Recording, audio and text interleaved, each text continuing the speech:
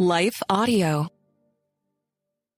Hey there, this is Marissa Streit. I am the CEO of PragerU, and you are about to listen to a special edition of Fireside Chat with Dennis Prager.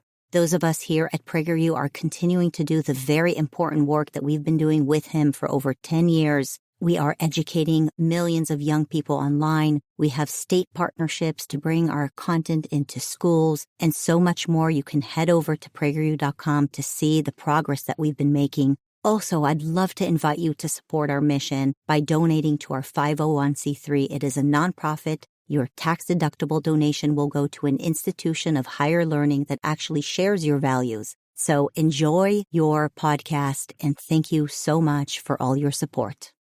Hi, everybody. Dennis Prager on the Fireside Chat. This is a special Fireside Chat. I rarely have guests, and I will say that when I have had, people have really reacted positively. I think that will be the case today, too. I will introduce my guest in a moment on behalf of Otto. In any event, hi, everybody. This is what number, Megan? 184. Number 184, consecutive, one might add. We have not missed a week in 184 weeks. And it is my chance to just talk to you and tell you what I think about things, then take your questions. It is completely unrehearsed, and that is also true with regard to the dialogue that I will be having in a moment. Did want to share with you one thought about a news item and to give you an idea of how problematic things are in America. I hate to sound down, but I feel that if I hide it, I am patronizing those who listen to me or read me or watch me.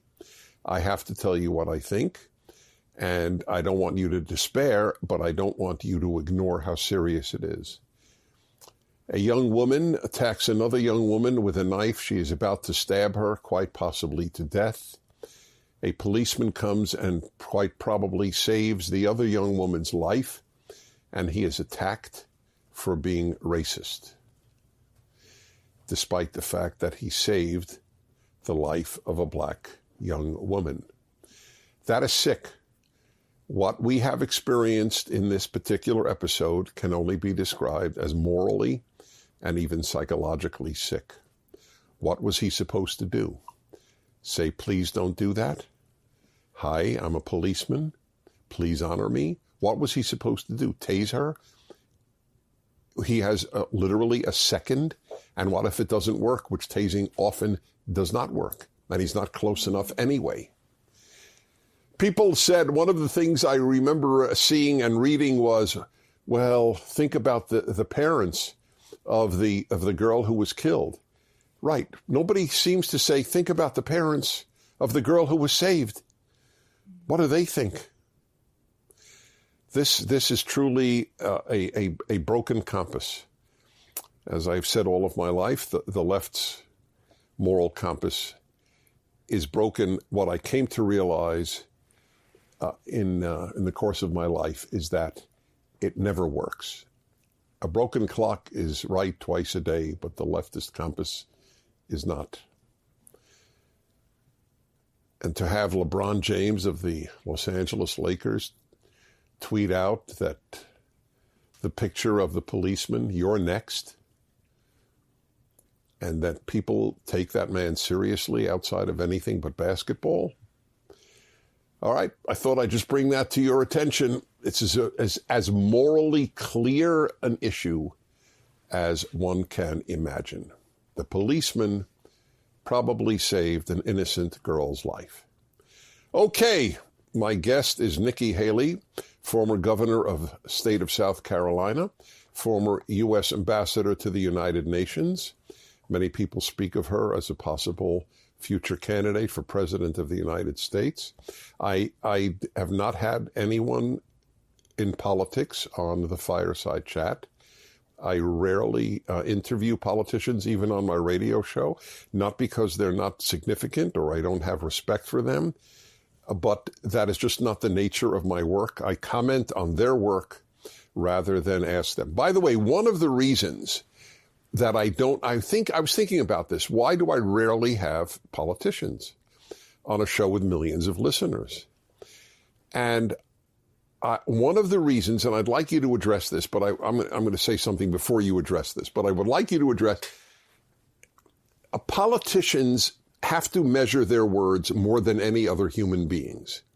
And that, I was thinking of running for office, and I realized the freedom I have as a writer, as a broadcaster, is not comparable. I mean, it's incomparably more to say what I really believe than that of a politician. I'd like you to address that in a moment, but let me just say one thing to you. So I asked you on my radio show last week, because you've done a PragerU video and we promoted it.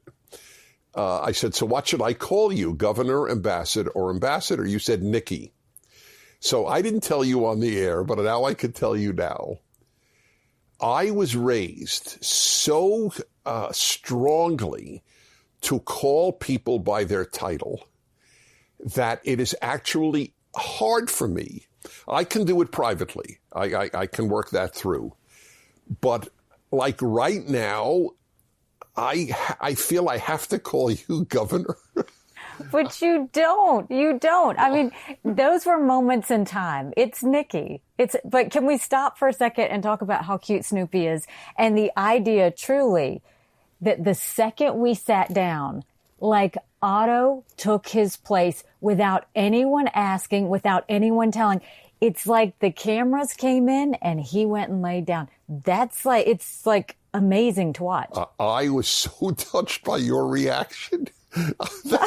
That he knew his position. Like he took his place first. That's how right. We knew to sit down. Basically, that's right. Snoopy will not be here the whole time, but I want you to know this is the first time in 184 broadcasts that Snoopy is here this long. I love Snoopy. So this is a credit to you. Well, Snoopy, I'm a dog clearly, lover, and I think they can sense that. They do sense that. Maybe that's why he doesn't sit with me. So, Dennis, I have faith in you that you can call me Nikki. You can do it.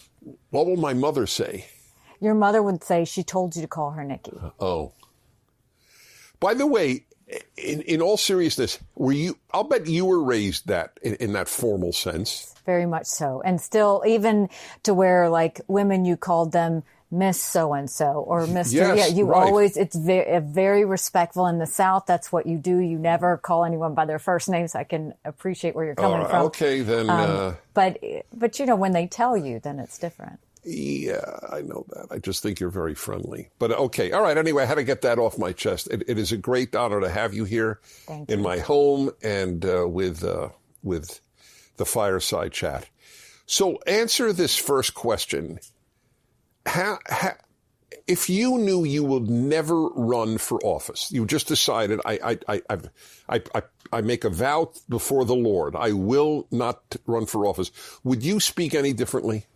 No. And I'll tell you, when you had made the comment about politicians having to be careful about what they say, I actually, when I first ran for office, I ran for office because I thought there were too many lawyers in the State House and they needed one really good accountant. It was really that simple, that I had just told my mom about how hard it was to make $1 and how easy it was for government to take it.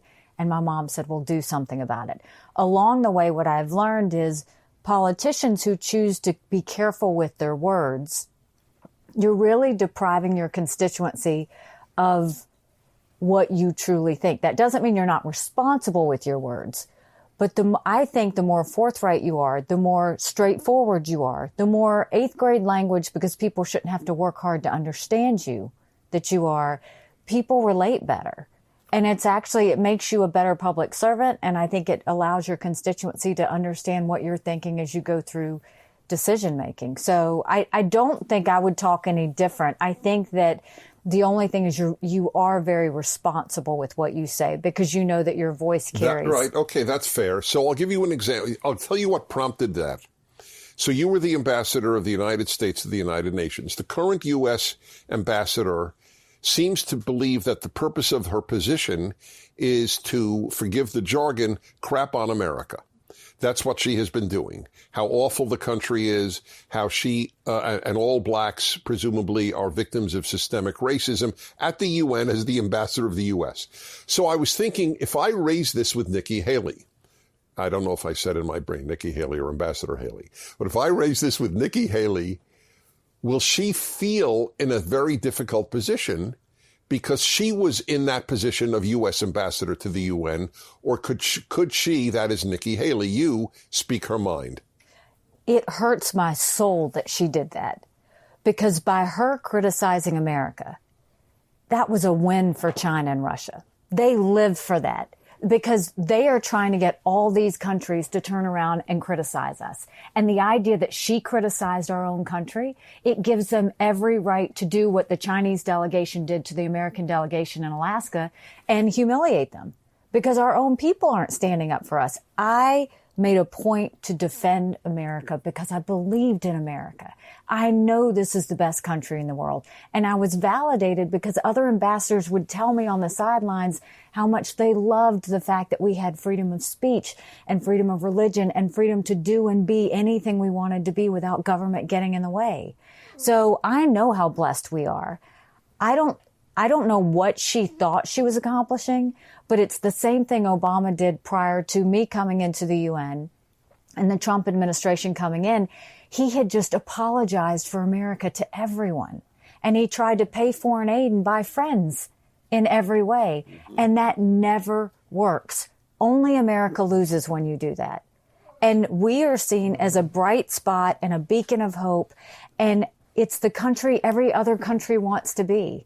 So to have done that was just hugely disappointing. And I don't ever like speaking negative about a successor. That's what was my question. But I wasn't going to stay quiet about that. Well, good. As I said on the radio show, I don't know if in the history of the United Nations, founded in 1945, any ambassador of any country ever used that forum to speak ill of their country. It's like unique in world history. I mean, they're laughing at us. Yes. They are laughing at us and saying their own people are criticizing them, so they must be bad. And well, that's right.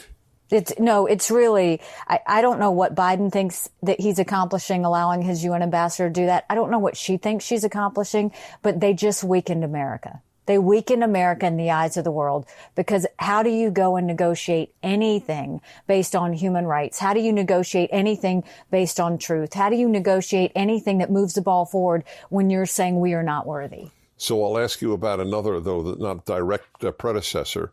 It just came out incredibly, it's almost astonishing, that a private dialogue in Iran, in Farsi, between the Iranian foreign minister and a colleague and a friend, an ally of his in the Persian media, got into the hands of the West.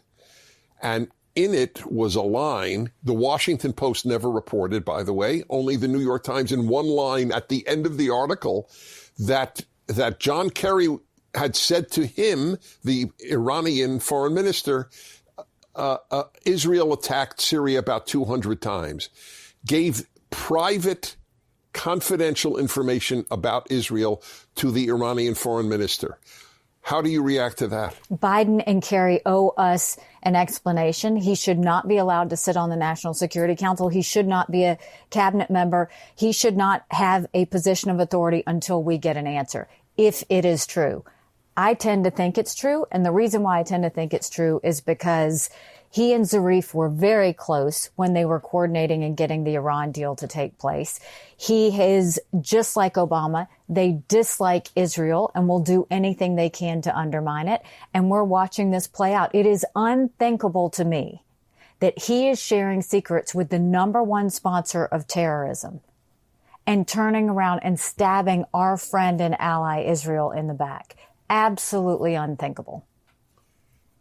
In light of that, I'm going to use that as a jumping point to a question that you may or may not have thought about, but knowing you, you probably did. How come the folks who can't stand Israel are so often the same folks who can't stand America?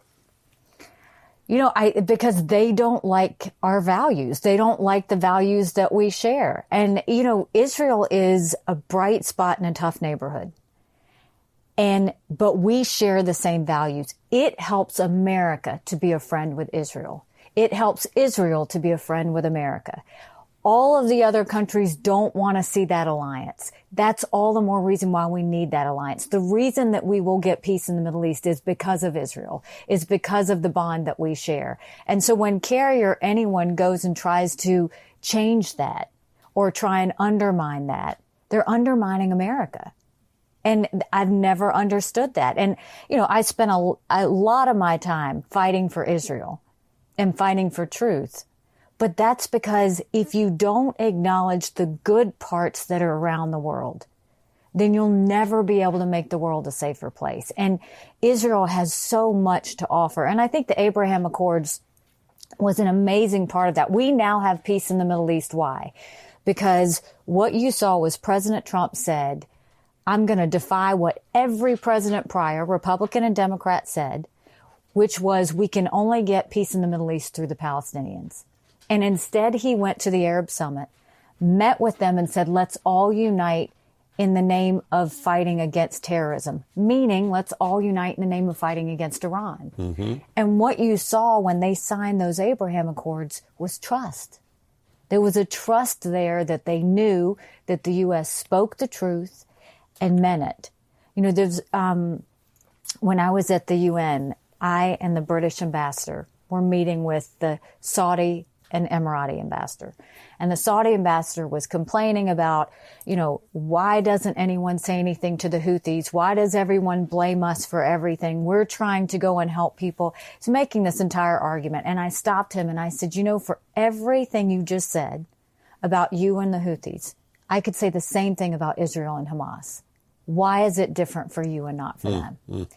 And he got really quiet. But afterwards, they took me outside and they said, you're right. And I said, then why do you do it? Why do you beat up on Israel so much? Mm-hmm. And he said, we do it just to appease our constituencies. And I said to both of them then, I said, at some point, you have to have the ability and the courage to tell your constituencies the truth. The day that the Abraham Accords were signed, they were telling their constituencies the truth, that this is a country that would make them better by being a partner with them, not the other way around. Powerful, powerful story, which brings us to the man who made that possible. I think you agree with me, but if you don't, obviously say so. That is Donald Trump. Mm-hmm. So I keep saying, I said it for 4 years, and I'm saying it now. He accomplished more as president than any president in my lifetime, Democrat or Republican. And that is basically how I assess a leader. What did you accomplish? Not are you nice? Not do I want you as my neighbor? And I'm not saying I wouldn't, but I'm just saying those are not my questions. Is that a fair assessment? Absolutely. I mean, you look at the policies and the results of not just foreign policy, but domestic policy. We became strong again. Countries understood where we were. We made countries better by holding them accountable, by saying this is a two-way street. This is not a one-way street. Domestically, we got better. More people went to work. More women owned businesses. More minorities were lifted up. We saw people's retirements get fatter. Everything. Truly, if you look at every one of those policies, mm-hmm. the country got better.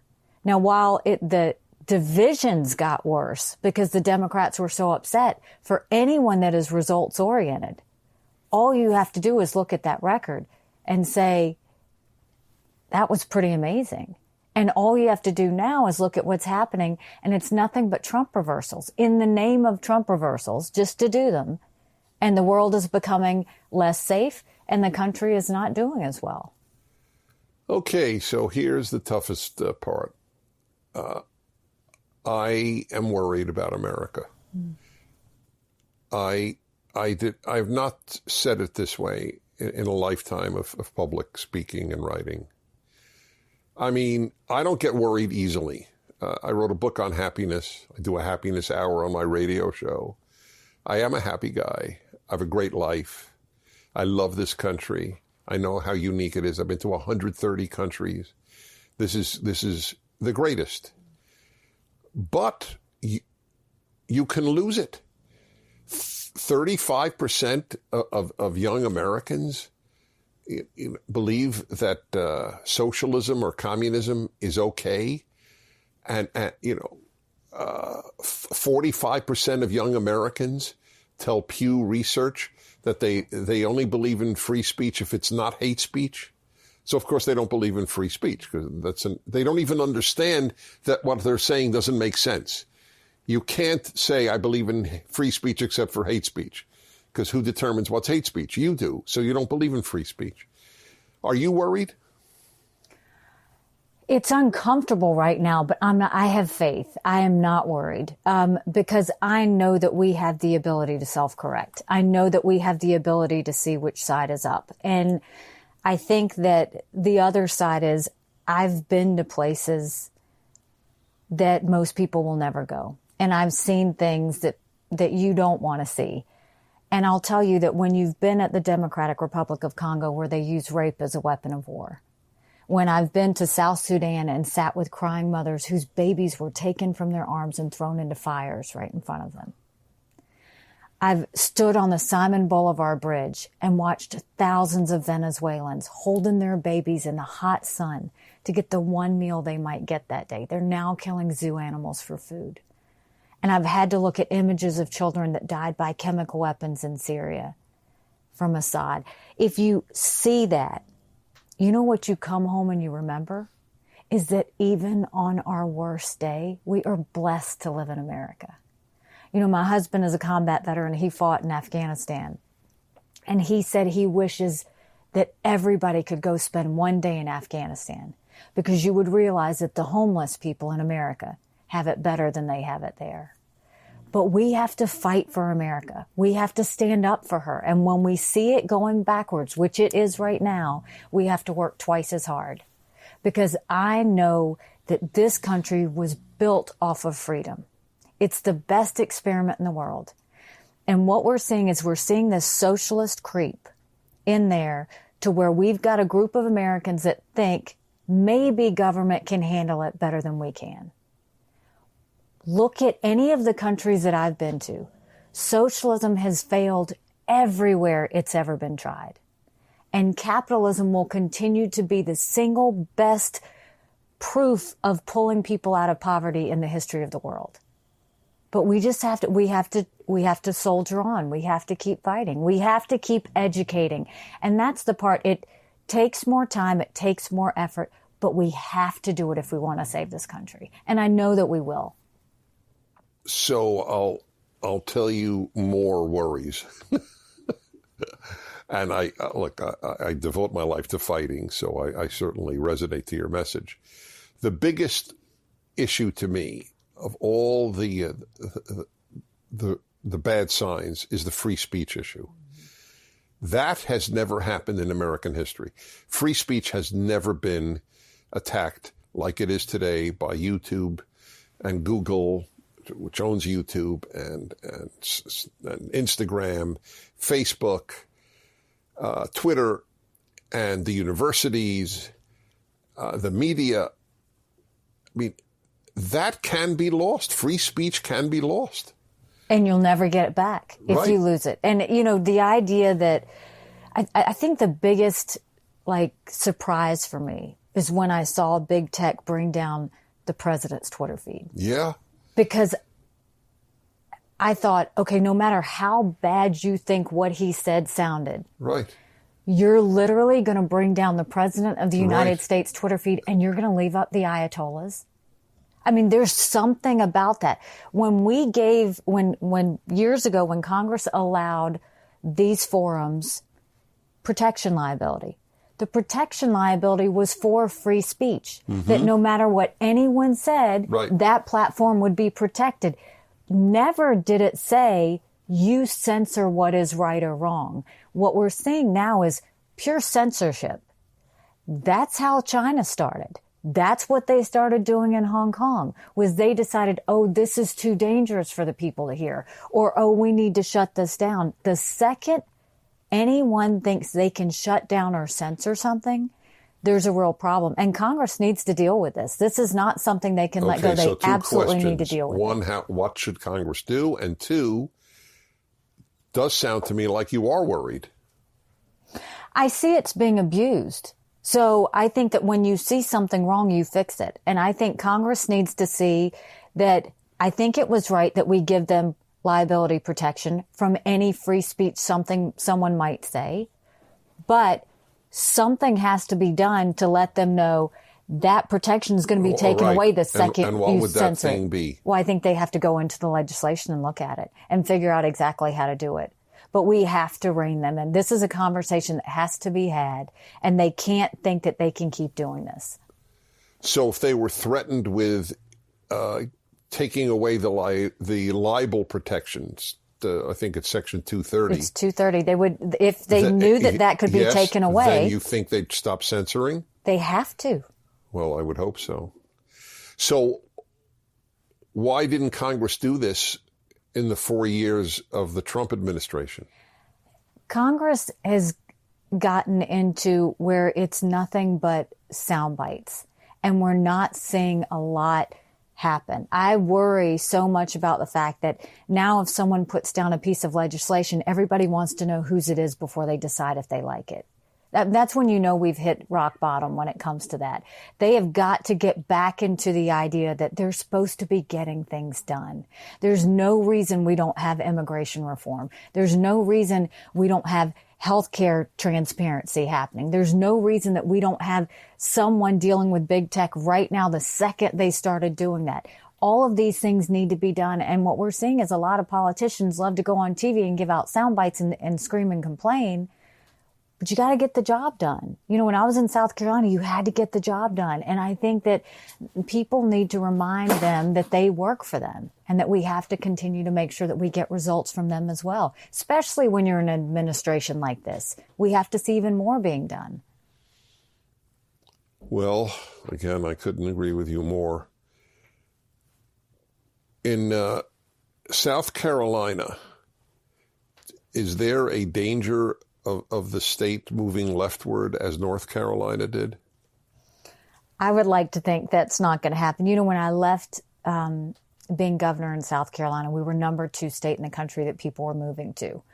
Really? We were. And so we saw, and there was an influx of people that were coming into South Carolina. And I would always say, you are welcome. We love having you, but don't suddenly decide to change us now that you're here.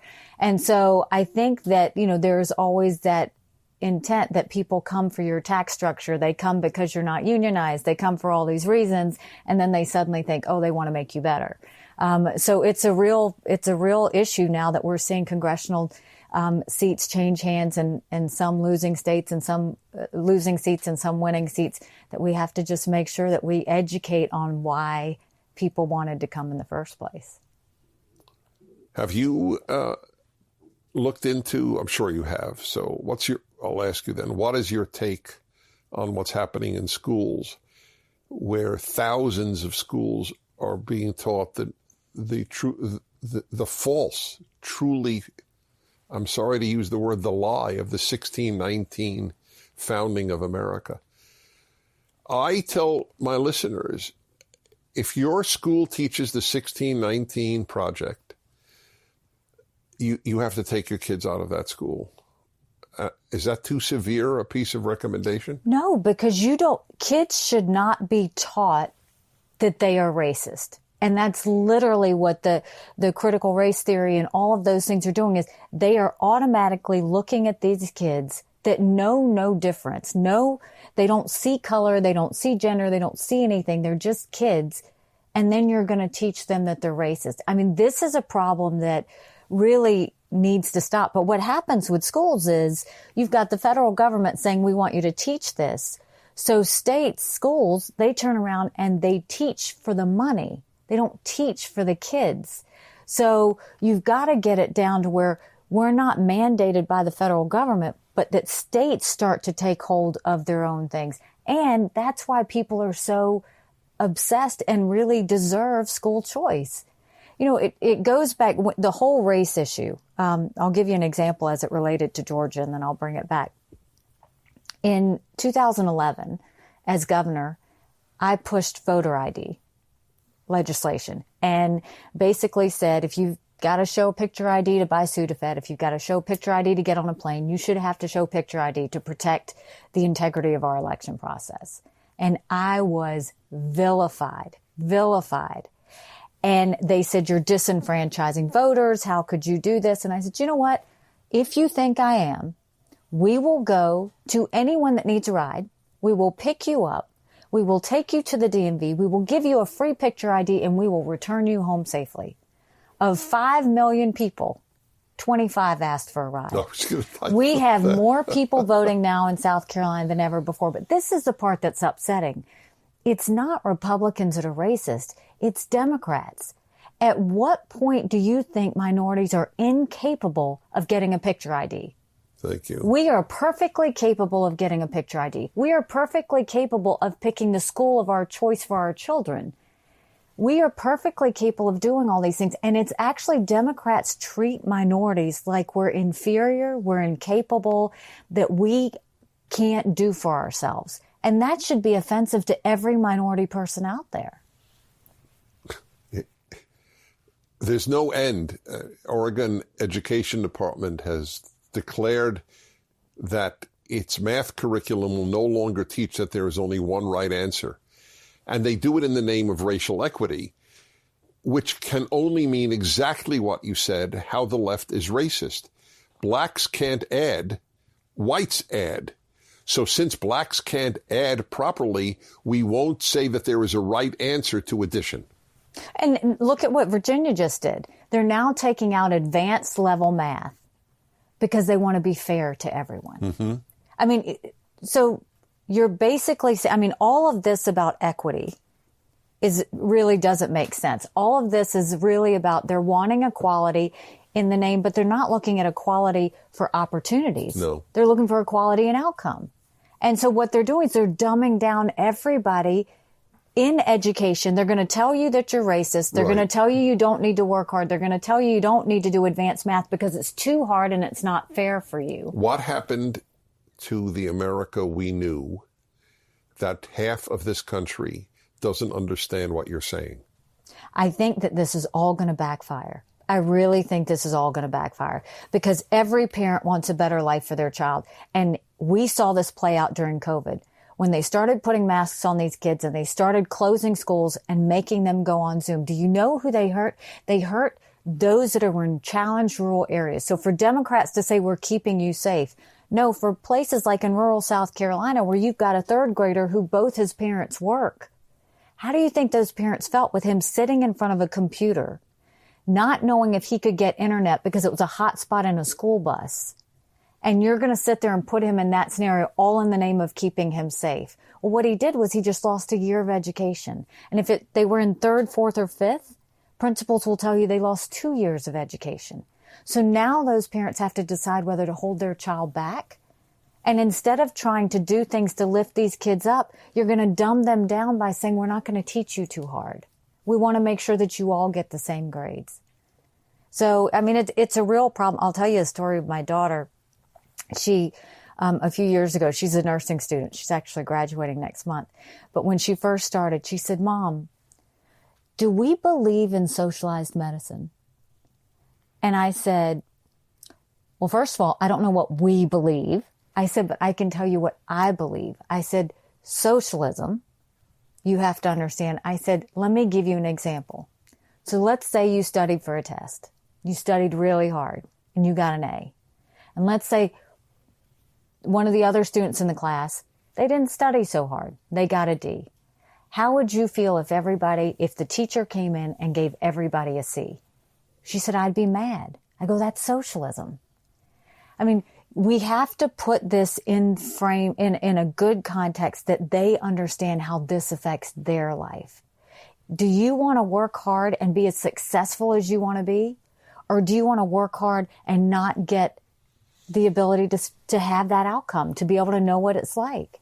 We're better if we work hard and we become anything and everything we want to be. I mean, that's how God wanted us to be, was to do our very best with this one life that we were given.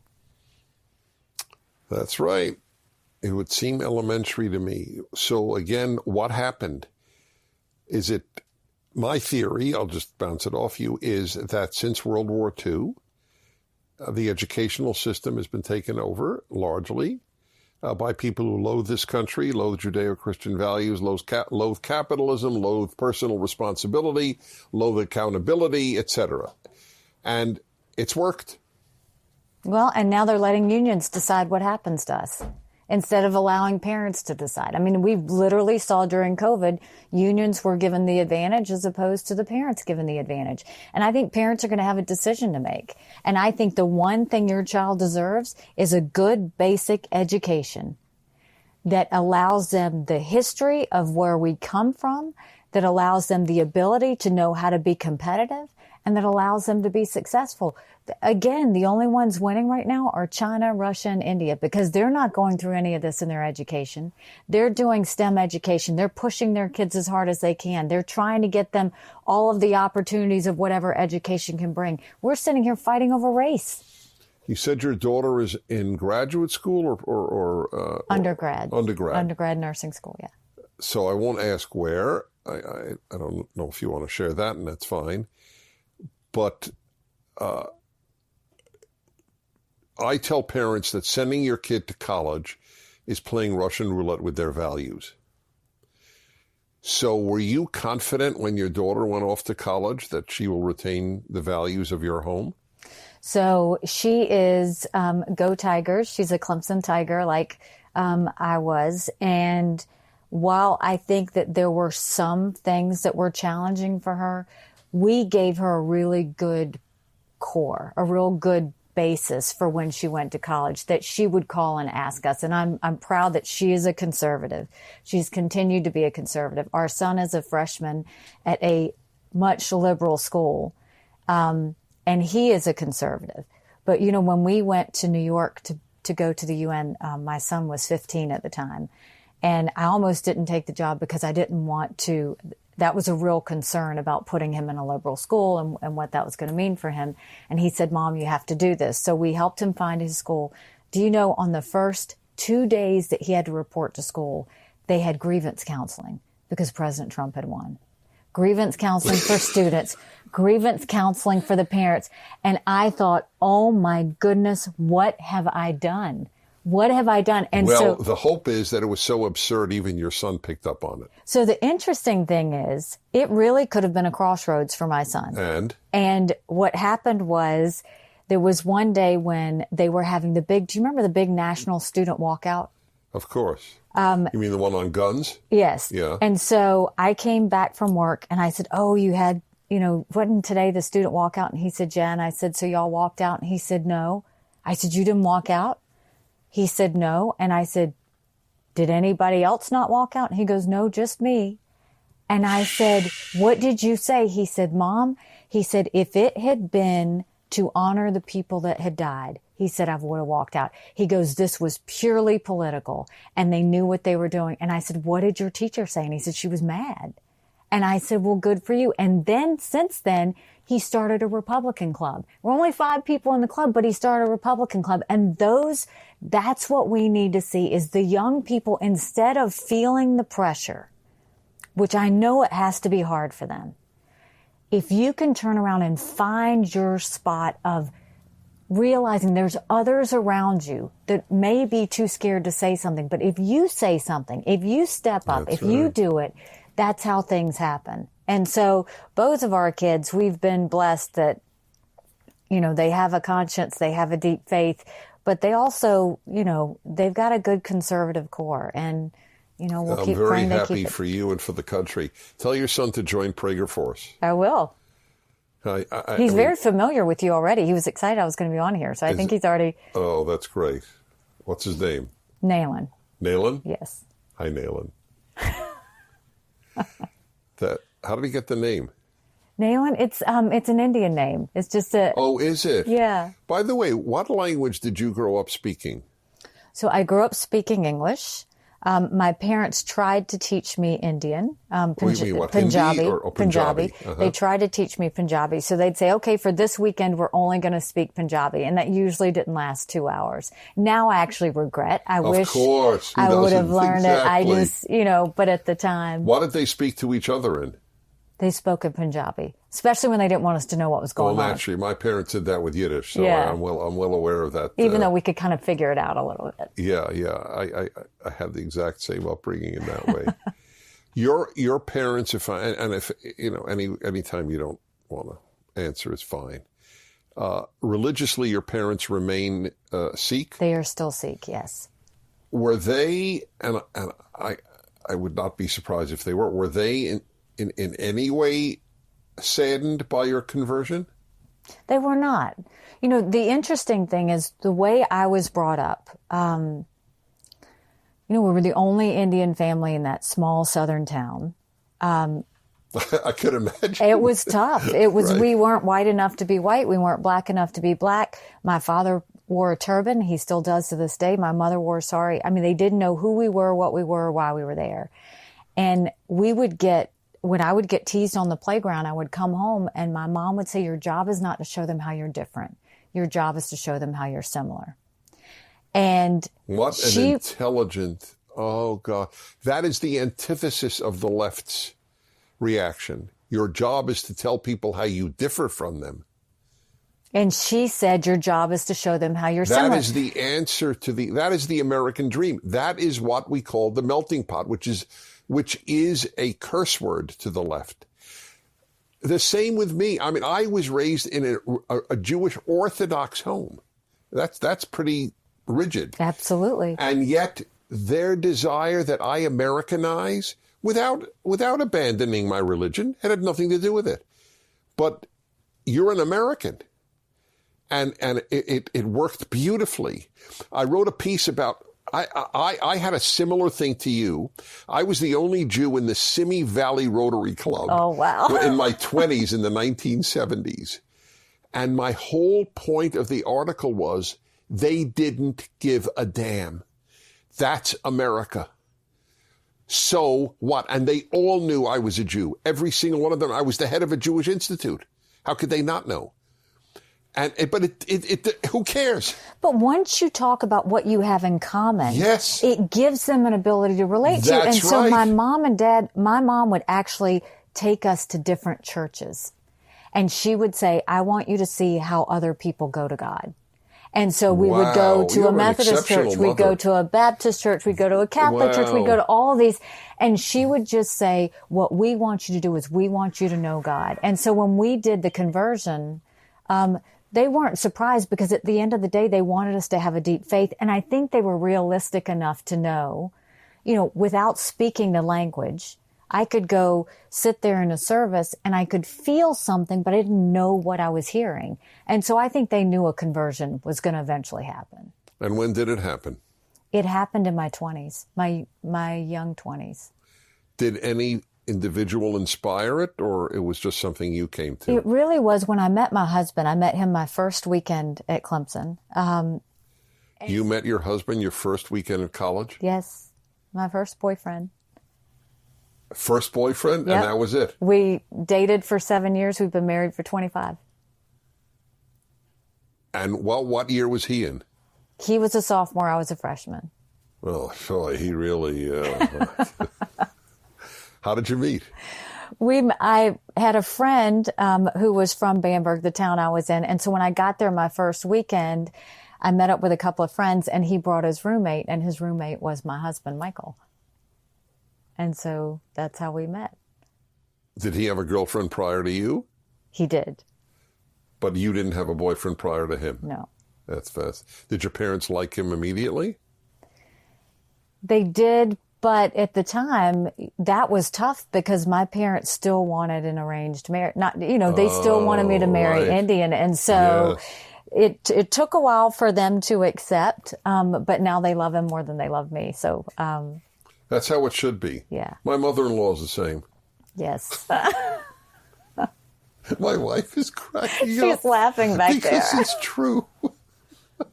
It's not really true, but I know what you're saying. That's actually a good thing if the in-law really loves the in-law. That's very true. Yeah, no, that's a very healthy thing. Do your kids, are your kids Christian? Yes, we're all Methodist. They're Methodist. Mm-hmm. So you're a loner again. Not exactly many Methodist conservatives. That's true. Do we want to hear our video question? Okay, great. All right, take it away. Hi, Otto, Dennis, and Nikki. My name is Lauren Hayden. Wait a minute.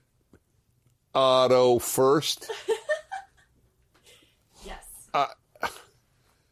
All right, I can live with it. I live in Boston, Massachusetts. I'm a law student, and I'm worried that the legal profession and thus the entire legal structure of America has gone woke. My professors are teaching me that the Constitution was written for the white man, and loose interpretations of legal principles of the past is more important than the conservative view of law and the values of our founding fathers. Almost all of my fellow classmates agree and want to move America towards a more socialist, woke ideology. How do I not lose faith when I'm one of the few conservatives, and how do I use my degree for good? Thank you. The speed with which she speaks reminds me of Ben Shapiro, right? I wonder if they could have a sort of competition. I'm a fast talker, and I think she beat me on that one. I am not a fast talker, so I'm really aware of it. She's terrific, and it's depressing beyond words that they're teaching in her law school that the Constitution was written for white. There is no evidence of that. The 3/5 clause, the only one that they point to, was anti-slavery. I mean, the ignorance in our colleges, black is only 3/5 of a white. No, the whole point was to deprive the South of power in the Congress so that they couldn't further slavery. That's the only reason for the 3/5 clause. Yeah, the problem with colleges now is they're forgetting, they're supposed to teach kids not how to think. You give the information and let them figure out how to think and what to think. And I think colleges now are coming in and they're just trying to indoctrinate these kids. And we work with a lot of campus reform groups. And the idea that students are actually writing papers that they don't believe because they want to get a good grade, or they're too worried to speak out in class. It's painful to hear the stories that we've heard. And what she needs to do is stay courageous, stay strong, say what you think, because even though you may feel alone, there are 10 more people around you that think exactly what you think. Right. But, or to put it in another way, if you stay in the closet, nobody will know you. That's right. That's right. It's very true. That's the only group in the closet in America. Gays used to be in the closet. I fully acknowledge that. That's obviously and happily not the case any longer. And transgender are not in the closet. Conservatives, half the country is in a closet. We have to find the power of our voice. We have to find our courage. We have to go and we have to fight, and it's worth fighting for. And I really think it's this younger generation that's going to do it. They are so smart and so talented, and they are firm in their beliefs. The conservatives that are out there, the young conservatives that are out there, are inspirational. And they're going to do what's right. And they're going to make up for a lot of the mistakes that I think our generation has made. Well, I hope you're right. Also, I wonder how you'll react to this. I told you I wrote a book on happiness. So I'm very aware of the happiness issue when I meet people and so on. And I would love your reaction. I'm sure you've never been asked this. I tell people I meet happy liberals and unhappy liberals, happy conservatives and unhappy conservatives, but I've never met a happy leftist. Does that resonate with you at all? Absolutely. You know, I say Democrats have forgotten how to smile. They've totally forgotten how to smile. They're angry. And now they don't have to with masks. Maybe that's why they want masks. So true. Yeah. Although you can tell if somebody smiles by their eyes. Their eyes get tight. What do you think of the mask issue? I think it was totally overplayed. All of this was overplayed. Everything about COVID was overplayed. Sitting there, I mean, they thought they could scare everyone into staying in their home. And that's fine. When we had our hospitals full, there was a time where we had to be careful. But, you know, as governor of South Carolina, we'd have hurricanes, dangerous situations. I always found it's better to put the information out there, educate them, and allow them to make the decisions that are best for themselves and their families. Oh, my God. And so that is so old-fashioned. People should make their own decisions. Did I hear you say that? Small business owners, if they wanted to open, yes, let them open. If you customers you don't want to go. Who's forcing you to go? That's the thing. Give them the information and let them make good decisions. Oh, God. Let me revel in that. That rivals Beethoven's Seventh, I have to say, to put it in my musical language. Let them make their own decisions. See, here's my dark side coming out. A lot of people don't want to. A lot of people would like others to make their decisions. They think it's easier, and it's not. It takes your voice away. It takes your power away. It takes everything you were supposed to be able to use to make you a better person. It takes it away. And the idea that you want government to control your health care, defund the police, control what you learn, control the schools, control how you can make money and what money you have to share with everybody. I mean, total control of government. That is no life. It is no life. One would think. Before we end our wonderful session, I want to go back to the United Nations. And my question has a preface. You're probably aware that Iran was just named, I think, the chair of the UN Commission on Women's Rights. It's so ridiculous. Now, if the Babylon Bee wrote that as a headline, we would start laughing. How does that happen? I mean, there's a lot of things that can't be explained at the United Nations. And that's the reason we had a lot to fight at the United Nations. But this is exactly why the United Nations will never get the credibility it wants as long as they do things like that. I mean, it just... Right. So I'm just curious. So what would the French ambassador to the UN say to you behind closed doors? You know, this is ridiculous. I mean, Iran was voted in.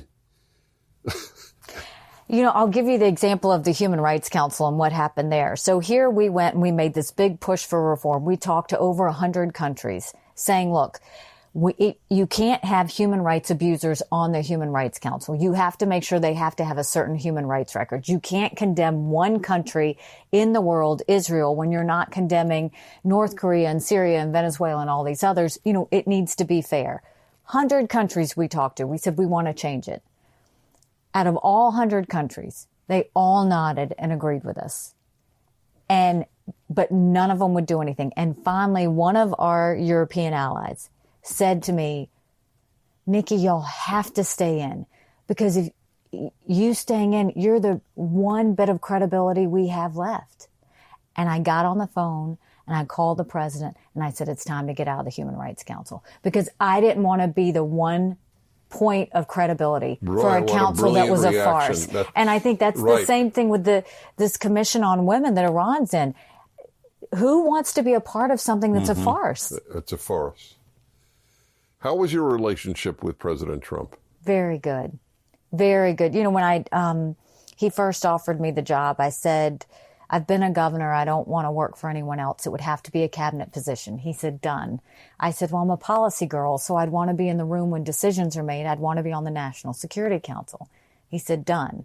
And I said, well, I'm not going to be a wallflower or a talking head. I need to be able to say what I think. And he said, Nikki, that's exactly why I want you to do this. And he was true to his word from the first day to the last day. And people ask me, how did you get out of there without a tweet? And the answer was simple. I told him the truth. When he wanted to do something, like get out of the Iran deal, and I saw so many members on the National Security Council that didn't want him to get out, I went to him. I rallied. I went to Vienna. I got the facts. I gave a speech. I laid the groundwork so that when he did it, we had all the reasons to get out and people understood. But when I saw him doing something I didn't agree with or I thought that it was wrong, I would go say, you can't do this, but instead you could do X, Y, and Z. And he would say, well, how do you see that playing out? And we would have a conversation. He was very respectful. He always listened. We worked very closely together. We were on the phone or meeting in person constantly, and great foreign policy came out of it. So it was just an honor of a lifetime to defend the country I love so much. How do you explain the Republicans who call themselves never Trumpers? You know, I think that a lot of it is if you talk to them, they don't disagree with the policy. Right. They just disagree with the rhetoric. Then it even makes their arguments less valid. I mean, you can't deny the fact that his policies were good, that he was the right president at the right time. He was the one that could go in there and just blow things up and say, we're going to start bringing attention to this, and he did that. I think Never-Trumpers didn't like the rhetoric, but I also think they don't understand that Republicans are too nice. They're too nice. It's the reason we get railroaded. It's the reason we get run over. Oh, Sometimes you gotta fight. You gotta, push back. More Beethoven seventh to my ears. That's right. So I was on a panel with 3 of my radio colleagues, and Denver, I think, and so they said, "Okay, we're having." Oh no, it's here in L.A. actually, and not that it matters. But the moderator goes, okay, quick round. You got to answer immediately in 1 sentence. And we'll begin with you, Dennis. I thought, this is not easy, but okay, 1 sentence. All right. What was Donald Trump's greatest accomplishment? And like God put the words in my brain. I go, he gave, I don't know, can I say this on our, I don't know, we'll give it okay, I'll say it in a nicer way than I said it on the panel. He gave Republicans testicles. I just used the 1 syllable word for testicle, but that's. Do you agree with me? Absolutely. And we have to be bold, and we have to be firm, and we have to fight back. Yeah. We can't roll over and just take it. It's not okay. And so I think truth to power matters. And I don't think it's all about making people love you all the time. I think it's about proving results at the end of the day and making people better because of it. And I think that's what he tried to do. Well, this has been a joy. We've got a long, you have something after this as well? I do. So do I, if that's any consolation. It isn't a consolation. I think what gives you your strength, aside from, you've been blessed, obviously, with health and strength, is that you feel you're touching people. And that's very sustaining, I'm sure. Well, you give us hope. Well, thank you. So I want you to know that. Nikki. Thank you. This has been a lot of fun. As hard as it was to say Nikki, I said Nikki. No, and I got to tell you, this whole interview, Otto's been snoring the whole time. The whole time. Yes, that's par for the course. That is exactly right. My voice, thank God, elicits a different reaction from humans, or I would seek other work. But with him, this is it. This has been a highlight. It is. Well, you and Otto, and you and Snoopy. Yes, I love Snoopy. That was rare. Well, really, God bless you. God give bless you strength. You as well. Thank you so much. Hope to see you one day in South Carolina. Keep fighting the good fight. You do good things for America. America is worth doing good things for. That's right. Amen. All right, everybody. It's been a very special fireside chat with Governor Ambassador Nikki Haley. I'm Dennis Prager. Tomorrow on Timeless Wisdom with Dennis Prager. Altadena, California. Rick, thank you for calling. Rick, Dennis Prager. Yeah, I was just wondering how an argument between you and your wife would go, in that you're the, logical discourse king, and I don't know about you, but that doesn't work with my wife. Okay, I here goes, and Alan can vouch for this because he knows my wife well. I am married to a very rare breed of incredibly logical. In fact, my wife is turned on. I'm being very, very, very revealing here. She is turned on by talk of tax policy. The only woman, perhaps, in the world where talking about tax policy is stimulating. What a strange person. That's correct. I admit that. So you can't really use her as an example. I am probably the more, I don't know what the word would be, but the more whatever it is, well, not illogical, but in any event, let me answer you because your answer applies to vast numbers of marriages, and this is not my first marriage, and I certainly understand what you're asking. Join us tomorrow to hear more on Timeless Wisdom with Dennis Prager. Visit DennisPrager.com for thousands of hours of Dennis's lectures, courses, and classic radio programs, and to purchase Dennis Prager's Rational Bibles. We want to take just a second to thank the team at Life Audio for their partnership with us on the podcast. Go to lifeaudio.com to find dozens of other faith-centered podcasts in their network, including shows about prayer, Bible study, parenting, and more.